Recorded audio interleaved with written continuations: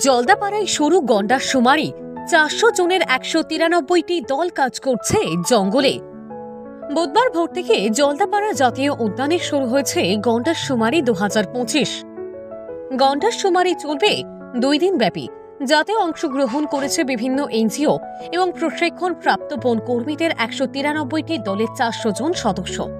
কাজের সুবিধায় মোট ৬৫টি ভাগে ভাগ করা হয়েছে জলদাপাড়া জাতীয় উদ্যানকে। ২১টি নজর মিনার এবং প্রশিক্ষণ প্রাপ্ত ৭০টি হাতি গণনার কাজে ব্যবহার করা হয়েছে।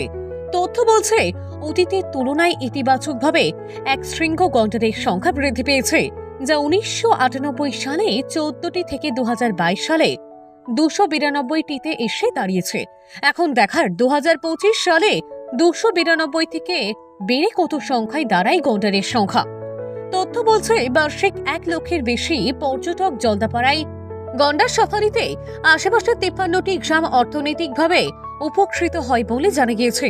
এ বিষয়ে জলদাপাড়া জাতীয় উদ্যানের ডিএফও পারভিন কাসওয়ান কি জানিয়েছেন, শুনুন বক্তব্য। নিমাইচাঁদ কুমার গ্রাম, আলিপুরদুয়ার। জলদাপাড়ার মধ্যে আজ থেকে রাইনো সেন্সাস স্টার্ট হয়েছে। রাইনো সেন্সাস আমরা জলদাপাড়াতে প্রত্যেক ২ বছর মধ্যে করি। এটা খুব মাসিভ এক্সারসাইজ। সব রাইনো রেঞ্জেসে সাইমালটেনিয়াসলি মানে সব এক সময় স্টার্ট হবে রাইনো সেন্সাস।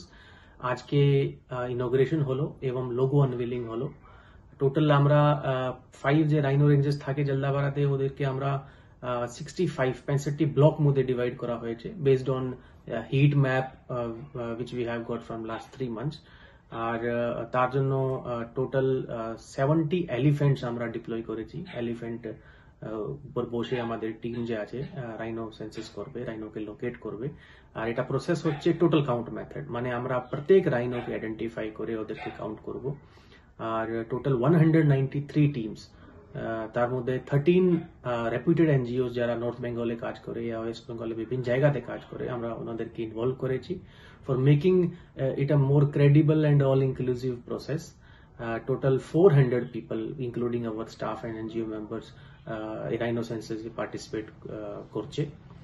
আমরা আশা করি লাস্ট টাইম 292 নাম্বার ছিল, আমরা আশা করছি একটু নাম্বার আর ভালো ইমপ্রুভ হবে, যেহেতু হ্যাবিটেট ম্যানেজমেন্ট হোক বা প্রোটেকশন ইস্যুস হোক, আমাদের জলদাপাড়া টিম খুব অ্যাক্টিভলি কাজ করছে।